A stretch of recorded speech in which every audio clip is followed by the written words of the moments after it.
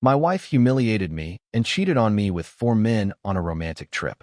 I recorded everything and showed it to her entire family, and made her lose the life she boasted so much about. It all started at a Sunday lunch at my older brother Marcelo's house. I, Daniel, am 30 years old. I work as a graphic designer in a small agency, and I lead a very quiet life, or at least I used to. I have always admired my brother's relationship with his wife, Roberta, who is the director of a dental clinic. They both seem to live a stable and mature life, the kind we think we can copy someday. It was in that setting that I met Luisa, Roberta's sister, a 27-year-old woman with a degree in international relations, full of charm, presence, and a way of speaking that captured anyone's attention. From the first moment I saw her, I felt something different.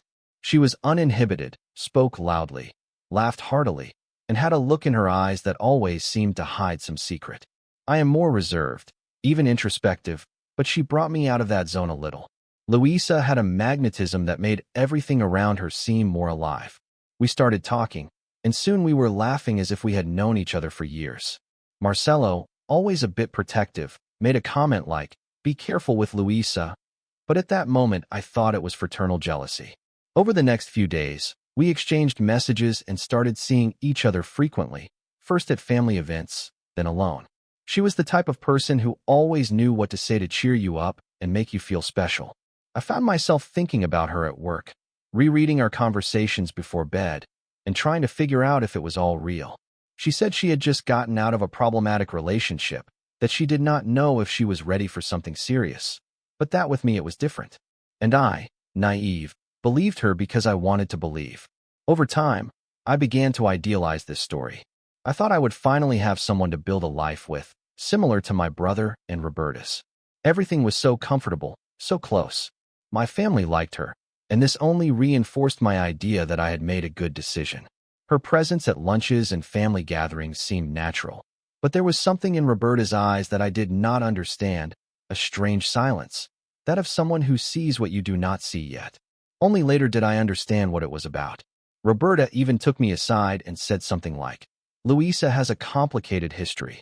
She did not go into detail, just suggested that I take it easy. But at that moment, I was already too involved to listen. I thought it was exaggerated or even silly jealousy. I judged it as prejudice. And look, if I could go back in time, I would have listened. I would have looked more closely at the signs that were already beginning to appear.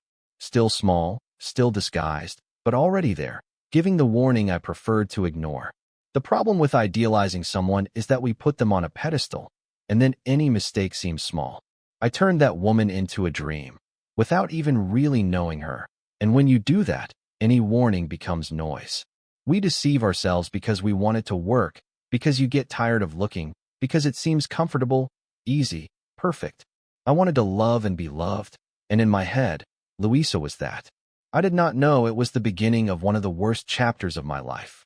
At first, I told myself that every relationship has its adjustments. That time would align the differences.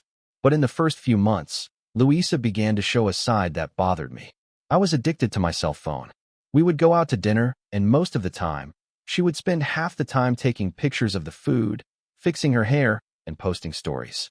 When I tried to talk about something deeper, she would get lost looking at notifications. Sometimes I felt like an extra in her digital plot, as if she were dating her own image more than me. Also, she canceled dates easily. One moment she would say she was tired, another that something came up with friends, or that she needed some time.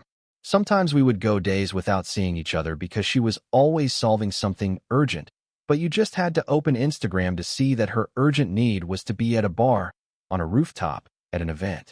And as much as it hurt me, I made excuses for her. She is free, modern, has a busy life. I repeated like a mantra because it was easier to deceive myself than to face that it was no longer okay. My friends started to comment, "Man, she does not seem that excited. Do you not think she disappears often?" Even my mother said with that delicate tone that only mothers have, "Daniel, you seem more in love than she is." These phrases hurt, but I hid the pain with anger. I became defensive, justifying her every action as if my mission were to protect her from judgment. I was more concerned with defending Luisa than protecting myself. It was as if loving someone meant accepting everything without limits. The worst part is that she knew it. Louisa had a way of turning situations around that made me doubt my perception. When I asked her something, she said I was exaggerating, that I was too traditional, too intense, dramatic. I started to feel guilty for not being lighter, more distant, more like her. This was breaking me inside. Little by little, I stopped pointing out what bothered me and started swallowing everything in silence for fear of seeming controlling or boring. I started to get used to the crumbs of attention. A compliment from her was enough to forget a whole week of silence. An unexpected kiss, and I would erase all the absences. It was like being trapped on an emotional roller coaster, where the highs were intense, but the lows were lonely and silent. She knew exactly how to trap me. Sometimes, she would show up unexpectedly at my work with a coffee, and that was enough for me to think, she does care. But today I see that they were strategic gestures, just enough to keep me there. Over time, I distanced myself from people. It seemed that any criticism of Louisa put me in an uncomfortable position. I did not want to hear it. I did not want to have to admit that something was wrong, and that isolated me. I became that guy everyone looked at with pity, but no one knew how to help because I would not let them, because I was blind. To think that that was love, supporting, understanding, yielding. And while I was giving up everything, she continued to live her own life, as if I were just an optional part of it, an extra, not the protagonist. Over time, that slight doubt turned into constant anxiety. I started to feel that I never knew exactly where Louisa was, who she was with, what she was doing. And it consumed me. I tried to convince myself that it was all in my head, but the truth is that deep down I no longer trusted her. Every time she said, "I am going out with the girls," my mind would wander. I imagined conversations, caresses, looks that probably did not even exist, or maybe they did, but I had no proof. It was at this point that I started to look, not with pride, of course, but with desperation. I started to observe schedules, tag locations on social media, comments on posts. I even created a fake profile to see if she interacted suspiciously. And when I realized she was flirting with strangers as if she were single, my world turned upside down. I confronted her, of course. She cried, screamed, called me paranoid, said I was going crazy, and, worse, she made me apologize for invading her privacy. Every time I questioned her, she turned the tables with a mastery that left me stunned. I found myself doubting my own sanity. I started asking her to let me know when she arrived at places, when she left, when she came home. And yet, I remained restless. It was like trying to hold water in my hands. The more I tried to have control, the more it leaked. I became an insecure, distrustful man, full of questions and with no peace. The feeling was that I was living a silent war, alone. The relationship became a series of cyclical arguments. It always started with my distrust, a request for an explanation, and ended with her accusing me of being controlling. And in the midst of all this, the good moments diminished. Sex became mechanical, conversation became weird, affection became a formality. We smiled in photos, but we barely looked at each other outside of them. And yet, I still thought I could save it. I still believed that maybe I was wrong, that it was just a difficult phase.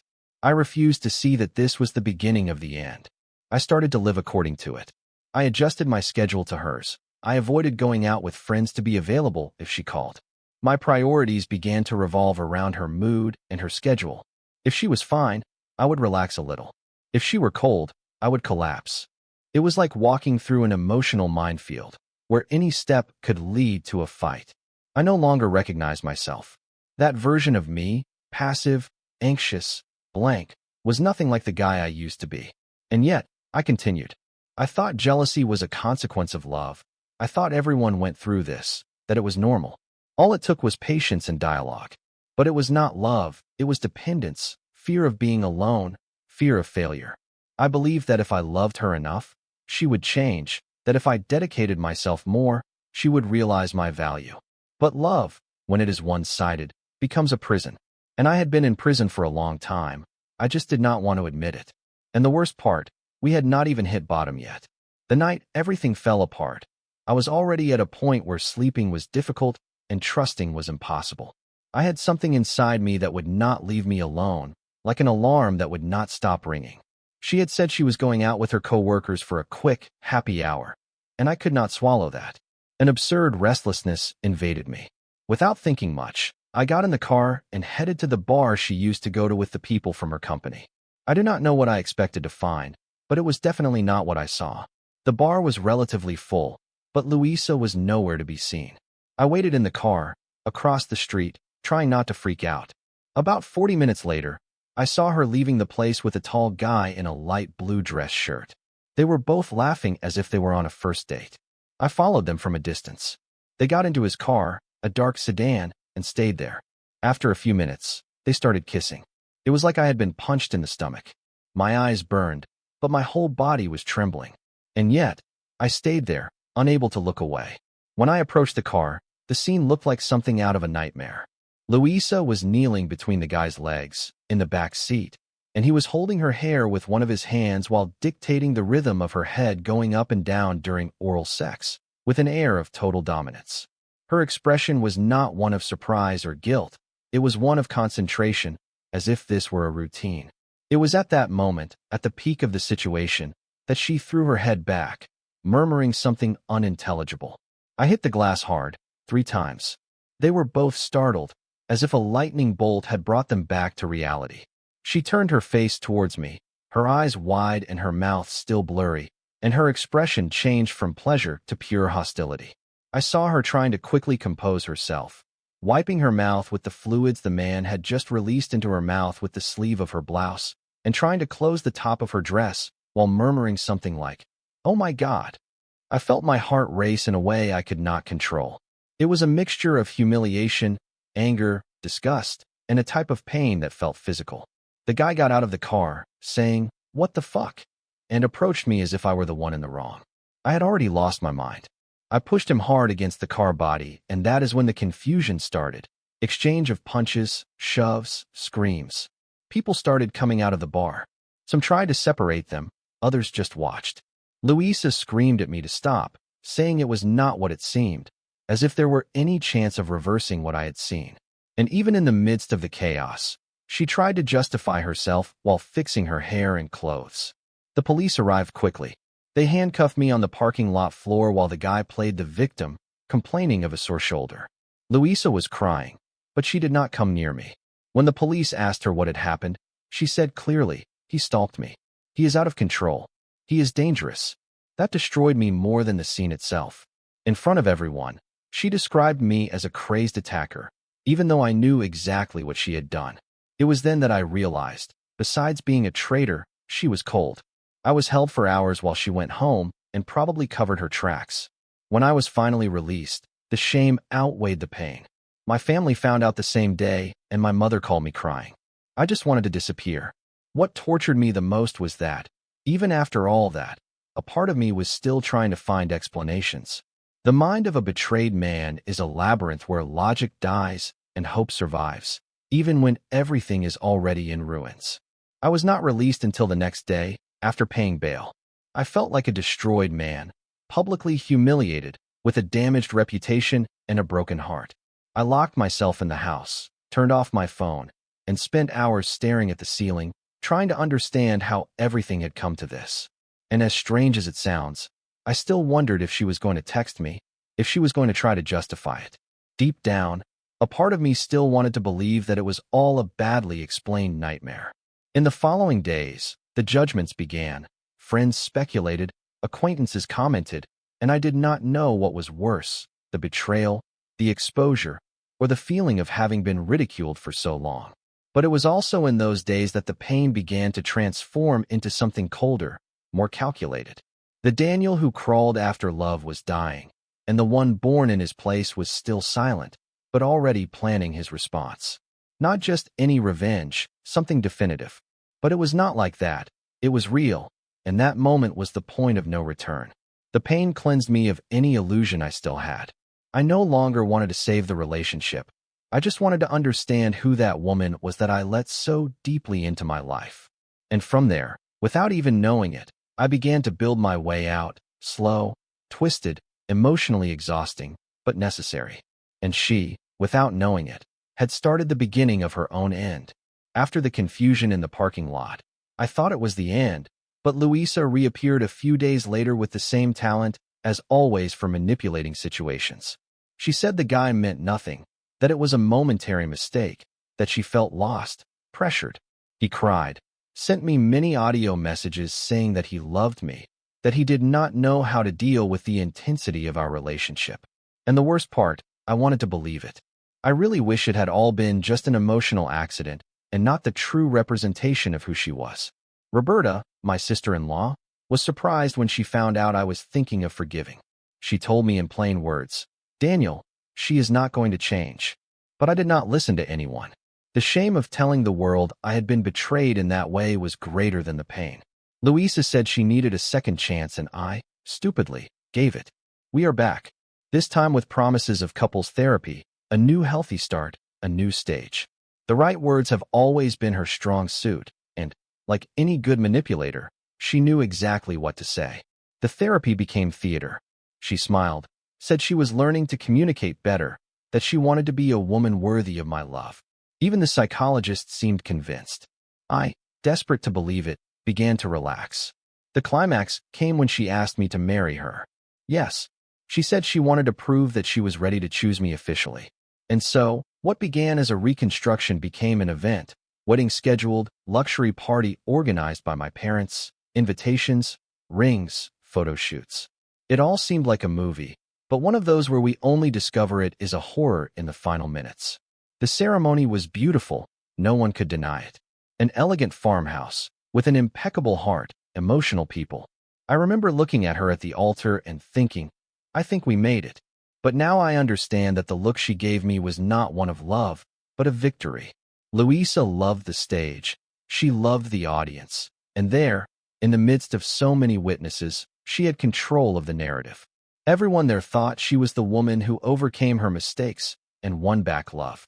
No one knew it was all a facade. I was marrying a sham. During the honeymoon, things started to get complicated again. We went to an all-inclusive resort, all paid for by my family. The first few days she seemed distant, cold. She spent a lot of time on her cell phone and said she was sharing special moments. But even there I already felt that something was wrong. The staff seemed to sympathize with her in record time, and she always found an excuse to go for a walk alone. I tried to ignore it, but something in me was no longer at peace. It was as if my instinct were screaming, even though I was trying to silence it. When we returned, I knew the truth. Roberta, again, was the one who saved me. She discovered that Louisa had spent part of her honeymoon meeting with 3 resort employees on different days. It all started with a conversation she overheard by chance, which led to a discreet investigation, and what she discovered was devastating. Louisa took advantage of her honeymoon to live a series of betrayals, as if it were a farewell trip to fidelity. And then, the floor fell out from under me once and for all. The shame no longer held me back. Now it was just anger. And there a new thirst was born, for justice, or something very similar to revenge. After the bomb Roberta dropped in my lap, my head became a hurricane. As much as I already suspected it, hearing that my wife had sex with 3 resort employees during our honeymoon was something that not even my worst nightmare had prepared me for. Roberta, this time, came with evidence, conversation tracks, audios, names, dates. She had access to everything because one of the guys involved with Louisa sent a malicious message to Roberta thinking it was for Louisa on social media. Then it was just a matter of pulling the thread. The web was so large that the betrayal in Bali seemed like just the tip of the iceberg. That night, I waited for Louisa to fall asleep and took her cell phone. For the first time, free of guilt. I was no longer playing the role of the insecure spy. I was a man about to discover the true extent of the damage.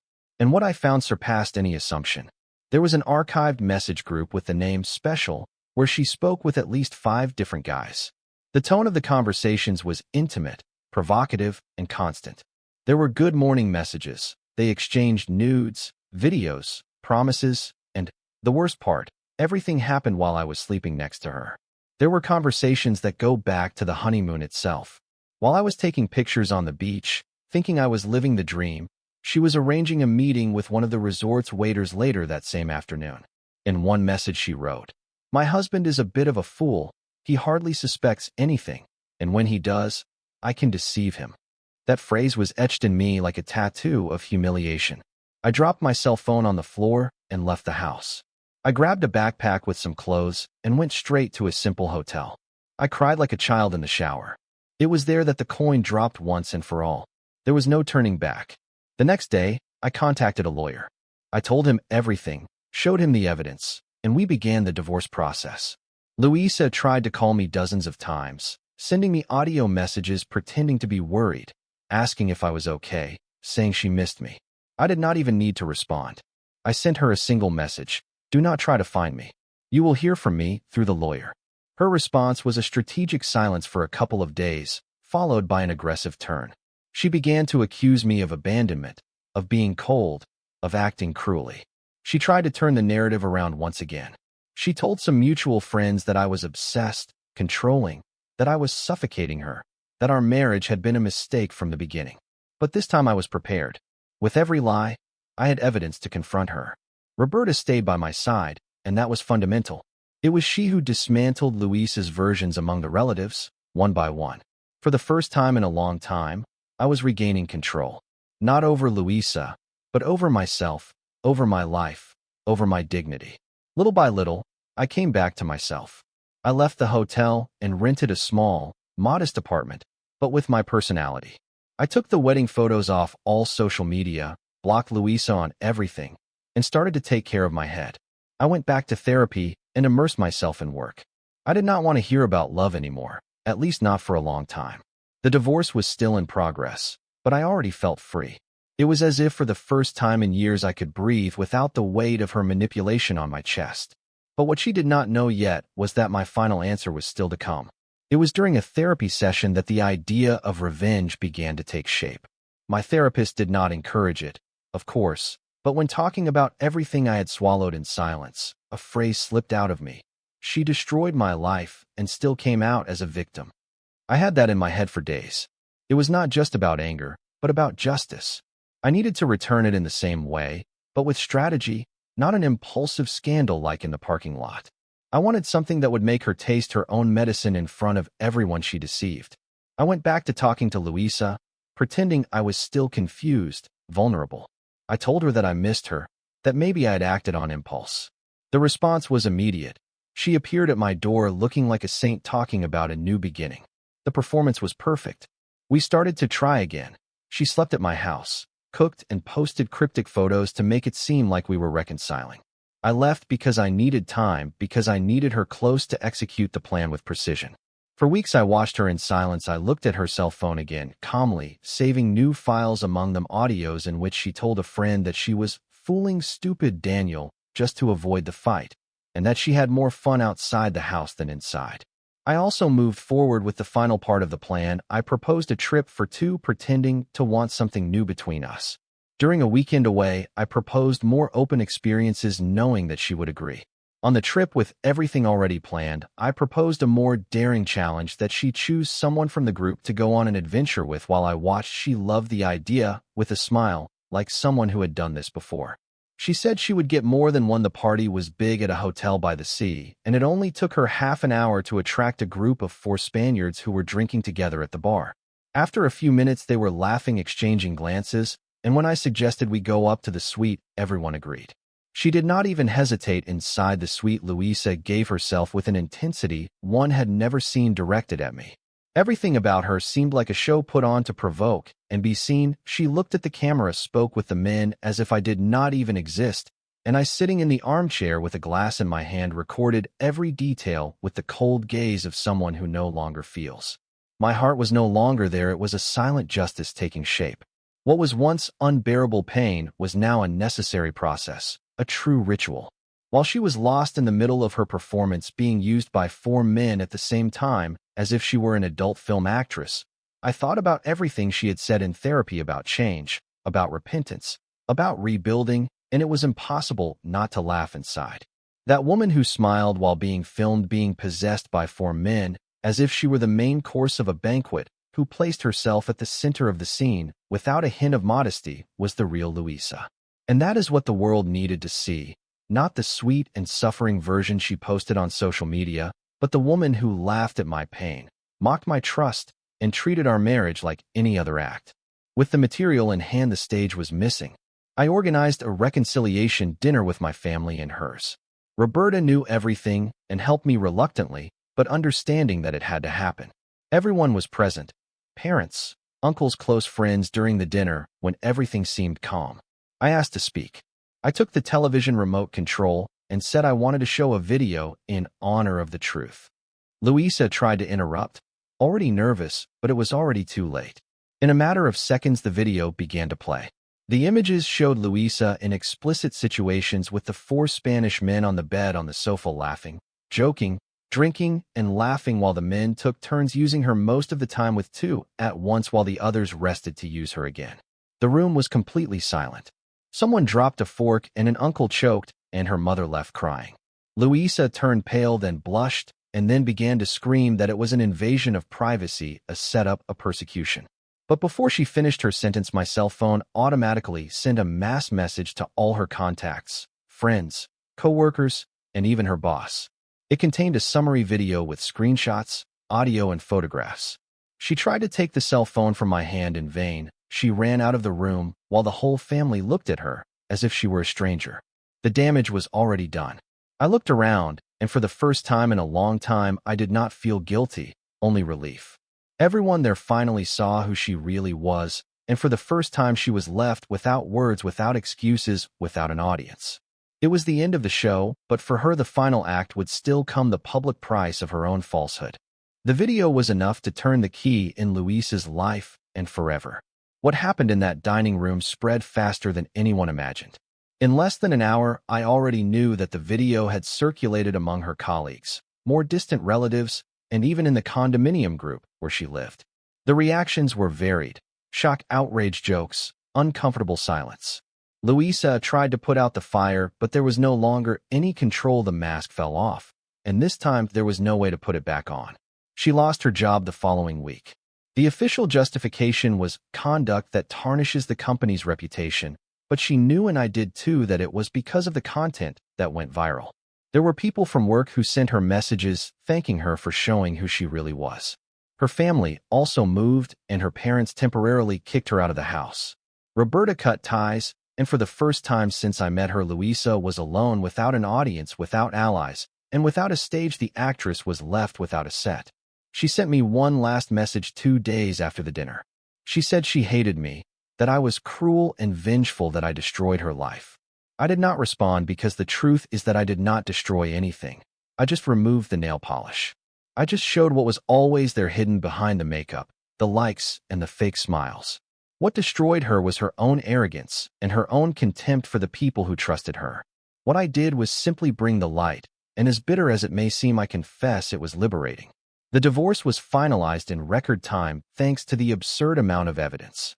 My lawyer said he had never seen a case so simple and so well documented. Louisa tried to make it difficult at first, but then she disappeared. She did not attend the final hearing. She simply vanished. I, who once imagined spending the rest of my life with her today, I feel nothing, neither anger nor longing. Simply a profound relief, as if I had left a cell I entered voluntarily, and in which I remained because I was afraid to accept reality.